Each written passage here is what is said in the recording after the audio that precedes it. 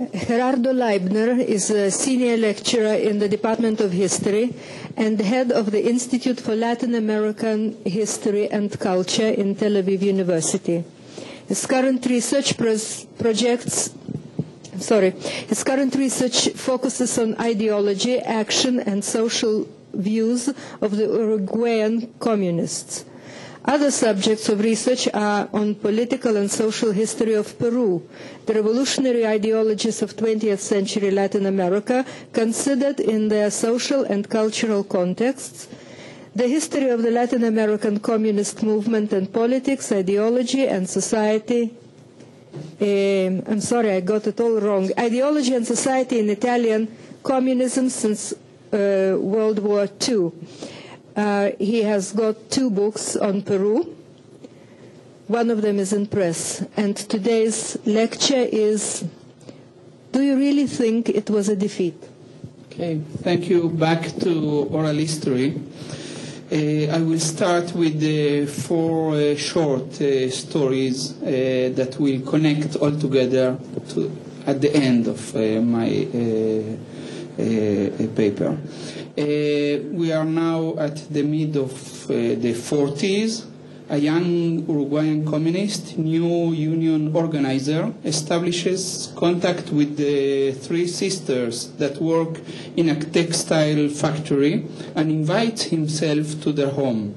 After an hour of talking, he starts to explain to them that by establishing a factory committee and joining the union, they will be able to better fight for their rights and improve their situation. According to his tale, published 50 years later, they took him to a side room, opened a closet, and showed him a lot of stolen pieces of textiles in different sizes. You see, we already know how to defend ourselves. And he ends, they had chosen their way. I could understand them, but this was not our way. The second story. Another retired textile union leader, once a socialist and then from the 60s on a communist, explained to me in an interview in 2000 the life tracks usually open for his generation in a working neighborhood in West Montevideo. And he says, very young, we had to collaborate with the family efforts working for what we ate. As kids, we worked helping in bakeries, shops, selling newspapers at the street as messengers. Later, the serious and stronger became workers, went into factories, and the flojos, that means in the jargon weak, soft, they could become policemen or thieves. The third story. A communist activist talking about an experience from the early 60s. One Saturday, me and another comrade were selling the party newspaper from door to door. We knocked on a door. We knew that the woman, a prostitute that lived and worked there, always bought the paper from us and sometimes offered us a glass of water. This time she said to us with a smile, you know that I am already a convinced communist. We told her that she should join the party and gave her the form to fill out. She filled it out, wrote her profession in the place where she was asked, and since she did not know any other communist, we both signed the recommendation. A week later, Suarez saw me at the party headquarters. He was furious. He showed me the application and shouted, how could you do such a thing? How dare you? To recruit a prostitute? Are you crazy? I looked at him and said, but she's a worker, isn't she? The old activist laughed proudly, knowing that I, the interviewer, liked the story. Suarez was so hard, but he was an excellent guy. The last story. 1971 election campaign, a young communist female teacher, together with two young students, entered into a Cantegril, a small shanty town, decided to hand out propaganda brochures with the leftist Broad Front program. They found it quite empty, just a few women with little children and an old man sitting at the entrance of his very poor, small and improvised house. They salute him, and then she's telling, with clear signs of lack of confidence, he said us, "If you are communists, I don't want to hear." "Why?" I asked. No, I don't like communism. But I try to say a few words. Communists are against private property. You see, he had nothing, but we are against private property. As we were looking to expropriate his poor hut, to enter the Cantegrils was very difficult. This was just another world. Not just for us, the educated young communists, also factory workers, comrades, found it very hard, if not impossible. That's the end of my short stories. I will come back to them at the end of my presentation. Uruguayan communists from the late 50s, 60s, and 70s interviewed during 2000-2003 reacted with surprise when at a certain point in the interview I asked them how they explained the failure or defeat of their party strategy at the early 70s. They showed embarrassment and some expressed open disagreement to the concept of defeat, despite the fact that Uruguay experienced more than 11 years of rightist dictatorship from 73 to 85. The end of the dictatorship and the renewal of the electoral democratic system during mid-80s did not mean at all the fulfillment of the early 70s communist expectations of a social revolution. The 90s were an even worse period for the Uruguayan communists, even if the Broad Front consolidated itself as the only political alternative to neoliberal governments. The political weight of the communists diminished dramatically after the international crisis of communism. Many Uruguayan communists were very ready to admit that their international project was broken. One of them even published in 2006 a political autobiography entitled Chronic of a Defeat, referring to the international ideological crisis.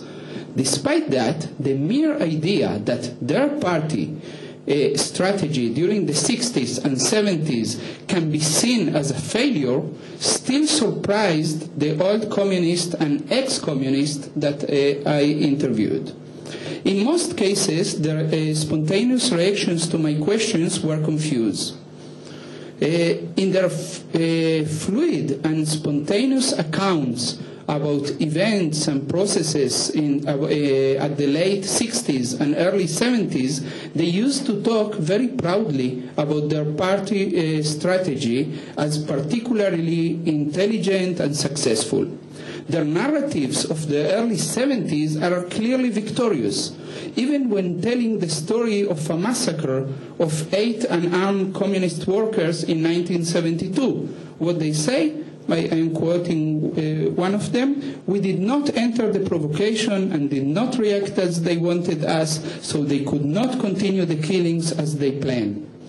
Even a massacre is presented as a victory from the side of the communists.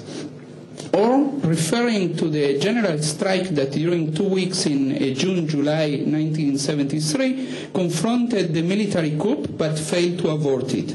Many repeated with similar variations a formula offered by the leadership in its official recount of the strike after its withdrawal. And the formula is like that. We did not defeat the coup. However, the dictatorship regime was born deadly wounded and an orphan of popular support. It's not a defeat, clearly. All the activists interviewed suffered during the years of dictatorship. Some of them were detained, severely tortured, and jailed for years. Others just lost their jobs or have to left their studies and had clandestine lives during months or years, sometimes completely detached from their families. Many were formally free but are under surveillance and suffered from many restrictions. Many were forced to exile. Many Uruguayan communists lost a family member or a personal friend killed or disappeared by the armed forces of Uruguay or Argentina. Those that avoided detention had close friends or relatives in prison and were confronted with the need to find ways to support economically and emotionally the children and dependent families of the prisoners. Fear and extreme anxiety were a daily experience for them. The long 11 years of dictatorship were traumatic in many senses, both for those in prison, in exile, or in clandestine activities. The narrative produced by the Communist Party leadership during the years of the dictatorship and later tried to give answers to the hard reality as well as a meaning to activist experiences and, of course, orientation to political struggle. First of all, they were portrayed as part of an heroic and conscious collective fight against fascism and for restoring democracy. This ideological narrative was in many aspects incoherent with the party's previous ideological narrative oriented toward a revolutionary process.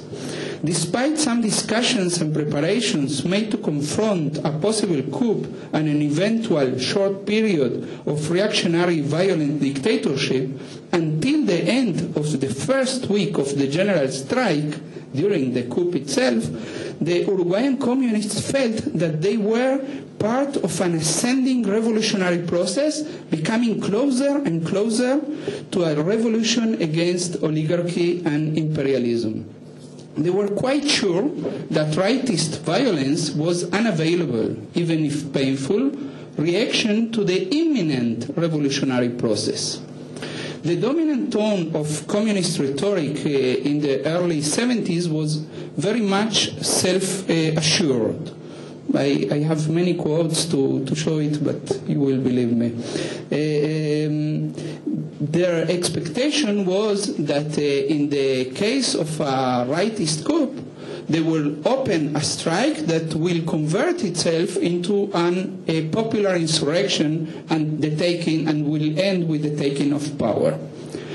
After the first week of workers and student resistance to the coup, the communist leadership understood that several social and political sectors were sitting on the fence and that the armed forces were disciplined and united. The strike was then portrayed as an act of civic democratic resistance and not as the long-awaited insurrection. When I founded that the 60s and 70s political strategy is not questioned by my informants and that the defeat is not even conceived as a defeat, I was also surprised. At the beginning, I made many methodological mistakes from the point of view of oral history, insisting with questions on the issue of defeat or failure, despite it was not their own terminology, neither the way they look at the process. Only later, after several interviews, I understood that my work is not to discuss interpretations with my sources, but to try to understand what they are telling me and why they transmit and conceptualize things in a certain way. The question why they deny, ignore, or simply do not see a political failure as I see it is not an issue for discussion with them, but an issue that requires my own interpretation. I started to wonder why and how, or maybe better, how and why a narrative of success prevails when telling a story that seems to me, as historian, to be a story of defeat or failure. The idea of success or failure is strongly connected with time perspectives. The lenses through which people look at the processes and the later experiences, thoughts and feelings that have formed and conditioned the lenses. For my research on the social and political history of Uruguayan communists, I defined the relevant period as 1941 to 1973. This was a very logical classical political history periodization. But it is not so for oral history. What works for political history cannot work for oral history, as Alessandro Portelli, who was here, already explained a long time ago. The political involvement of my interviewers did not stop then, and not even in late 1975, when the military intelligence dismantled the main clandestine nets of the Communist Party. Those that were imprisoned considered their prison period as part of their continuous political militancy, as well as those that avoided prison by running abroad.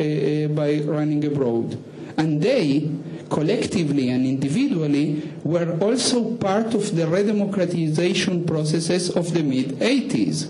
They saw the defeat of the dictatorship at the mid-80s and recovered their liberties, and undoubtedly experienced that as a victory, a kind of victory on torture, on fear, on isolation, a victory of solidarity.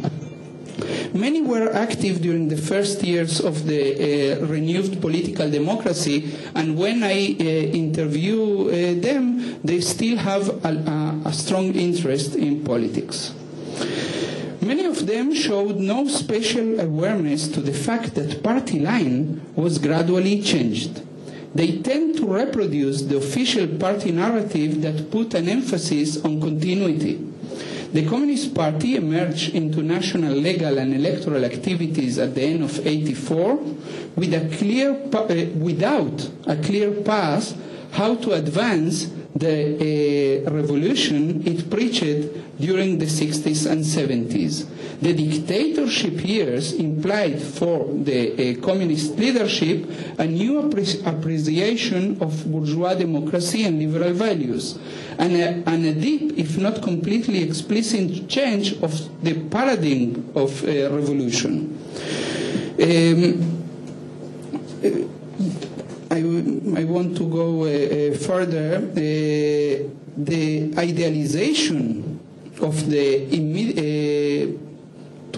just to resume a few paragraphs. While on the one hand they accept the history of their international movement as a failure, their idealization of their own immediate past and their silence toward the strategic failure of the early 70s shows, in my opinion, one of the strong points of the communist resistance during the dictatorship. Even during the most difficult days of the dictatorship, the leadership had the capacity of reassign and resignify for the activist every turning point in the political reality. It was not just an issue of elasticity in the formulas used, or in the political formulas, but also of emotional readiness to confront different difficult circumstances and sacrifices in a changing political environment. I believe that the years of dictatorship functioned as a factor that repressed communist critical self-reflection. During the gradual transformation toward reassessment of formal democracy, issues and questions related to the line followed during the late 60s and early 70s became less relevant. The anti-fascist strategy displayed with success during the beginning of the 80s was oriented to the main objective of restoration of the bourgeois democracy that previously they wanted to dismantle. This might be a good but partial explanation to the narratives I found. However, in most of the interviews, particularly with those activists that were in the Youth Communist movement during the 60s, there was something else. A triumphal narrative, a proud description of victories and successful experiences, a sense of having been right in everything they did, without any reflection or question, without any doubts. Their pride on their successes to create a mass young movement, to convert their branches in Montevideo neighborhoods into attractive social clubs. They spoke about sport practices, dancing parties, protest in front of U.S. embassy against the military dictatorship in Brazil, support to workers on strikes, and many other things. They can talk for hours with great pride and with a sense that they were victorious.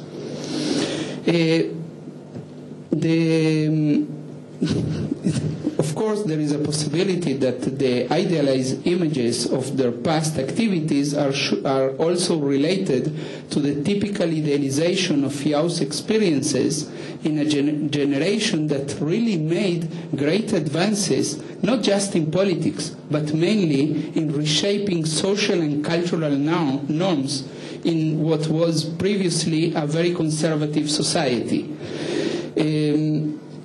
However, there are also some shadows and contradictions in the ideal and victorious narrative on those young communists of the 60s and 70s. Those emerged when I started to analyze from their descriptions the characteristics of the young Uruguayans that were the targets of recruitment by the communist youth. From those, I began to understand who were not considered adequate to be part of the communist youth, which social sectors were outside the projected revolution as political subjects. My main conclusion is that the communist youth imagined itself as a framework for decent and sane young working class and middle class boys and girls. They use the term sane. It is repeated in many circles without any reflection. For example, one activist that led a youth circle told me about the father of a 15-year-old girl that opposed his daughter going out to meetings late in night. As responsible of the circle, he went to talk with the father and ask for his permission. When the father, a white-collar worker with no political interest, learned that his daughter was attending the meetings of the communists, his reaction was, if she goes out with the communists, she can go, she's safe. This was said in 1969, 1970, we couldn't clearly establish the date, a year or 2 years after 3 young communists were killed and many others injured in student street demonstrations. It was a period of increasing political violence in Montevideo. However, the concern expressed by the father of the 15-year-old new communist was not related to the dangers of political violence.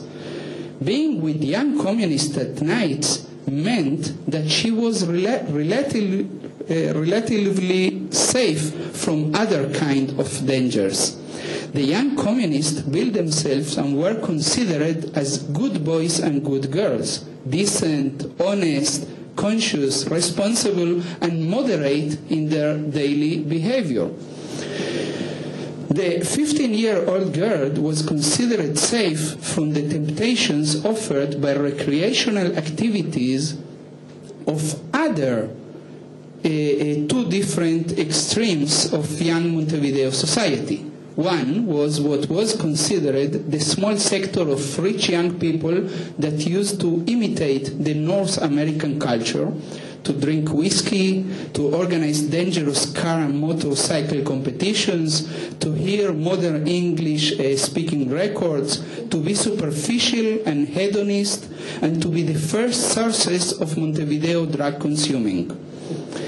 And the other extreme of young society in Montevideo in the 60s and 70s were the marginalized young people, sometimes described in the Marxist jargon as lumpen, socially unconscious, culturally backward, also related to alcohol consumption, to criminal activities, always ready to sell themselves for a small amount of money as spies, strike breakers, whores, and mercenaries, many of them living in the shanty towns.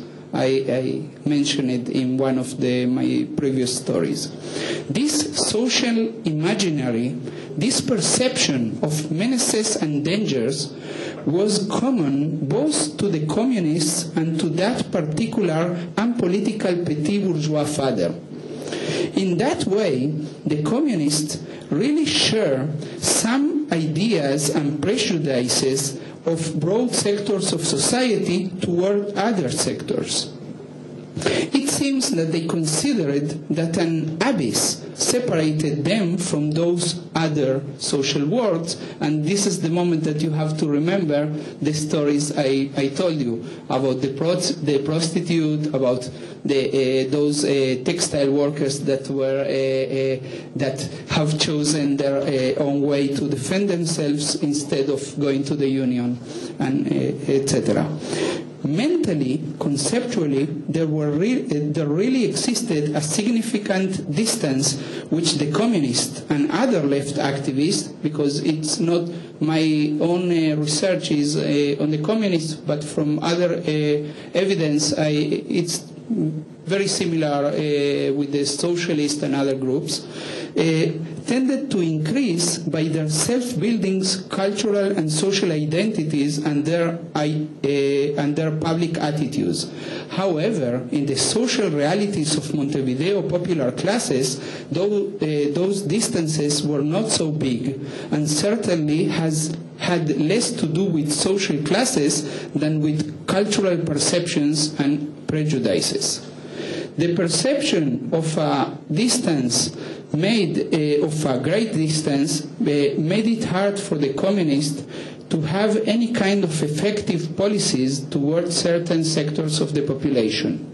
The communist narratives of success have to do with the invisibility of the phenomenon of support or participation of sectors of the Uruguayan popular classes in the repression bodies of the authoritarian regime. A participation that allowed the right and the elite to crush the early 1970s aspirations of social revolution. To accept the idea of a communist strategic failure would mean to look seriously at the popular sectors that supposedly act against popular interests. During the decisive years of 1971 and 1973. And that will be to question the much cultivated social and cultural self-image of the communists and the popular camp, what is called the popular camp.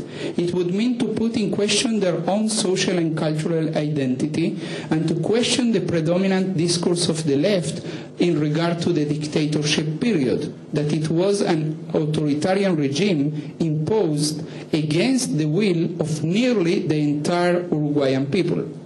For historians, it would mean to start asking questions about the social groups that in a way or another supported the dictatorship. And to do that today in the existing historiography is blasphemous. Thank you.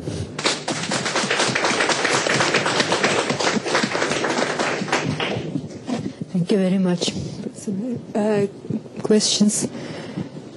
Can I take the prerogative of the chair?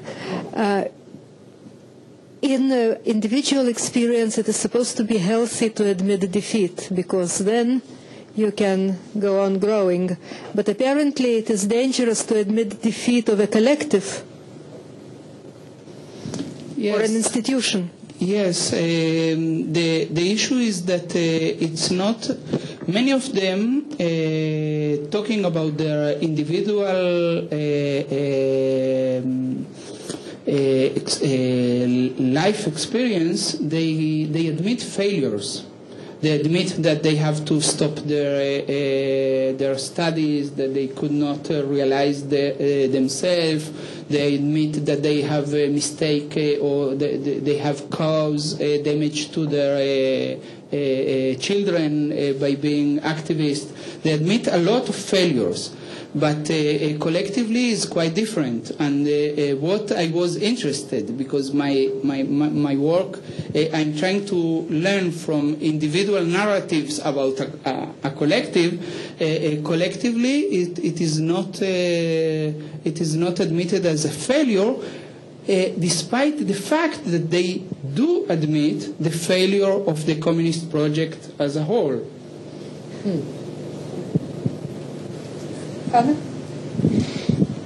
Oh, so later. Okay, so so you mentioned I want you to discuss again where the rigor or where trauma fits into this story, because I'm challenging the trauma theorists to relate to culture and oral history, so I kind of want to do the same to you, and I want you to clarify if it's just in relation to this the period of suffering that they experience from their political reasons, or if you're speaking in the more theoretical way that we've been talking about as trauma as a structure in time and latency, something that Professor Toker discussed. First, trauma for me in this case is a methodological problem, because I am interested in a period, in an historical period previous to the traumatic events, but I have access to persons that lived through those trauma experiences, so it poses to me a methodological problem in oral history to talk with them about previous experiences and to take into account the trauma. And in many cases there were people that were 8-9 years at a prison, that suffered torture, or that their lives were completely destroyed. So it's first of all a methodological problem. But of course I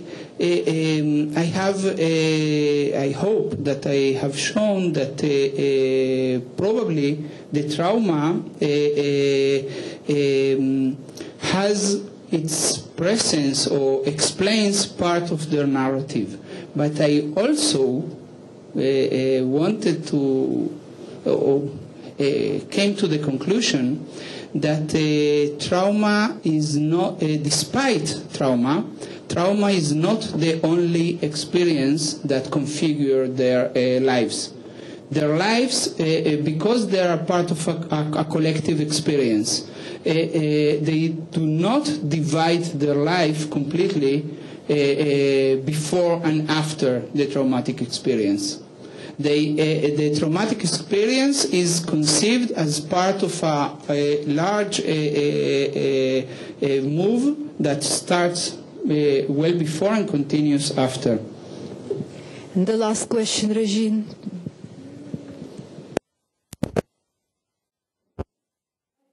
To know if in their narrative, if they spoke about the Allende years in Chile and what role did the Allende years play, because it's very important, I suppose it's related. And second part of the question, Montevideo is very close to Buenos Aires. So what about Montoneros and eucalyptists in Uruguay, and how the communists related to the eucalyptists just before the coup, because in Argentina it was a big problem. Yes. I want to know, it's a real question, I don't know. Yes, first about Allende, the two questions are connected. The Uruguayan communists identified very much with the Allende project, but they are sure that they and their Chilean comrades were right, and the extreme left was wrong. And they do not. The failure of the Allende of the Allende project was, of course, has to do with the United States and the CIA and the Chilean oligarchy, but also with the adventurous path of several extreme left groups inside Chile. And that's the way they saw they see the Montoneros experience. However, their problem is that those different left currents and the aftermath of a series of coups and military regimes, they suffered from the results of, in certain cases, they considered they suffered the results of others' failure. But in any case, they were right in what they have done. Okay. Many thanks. Thanks to the participants and thanks to the organizers of this conference for creating such fertile ground for discussions.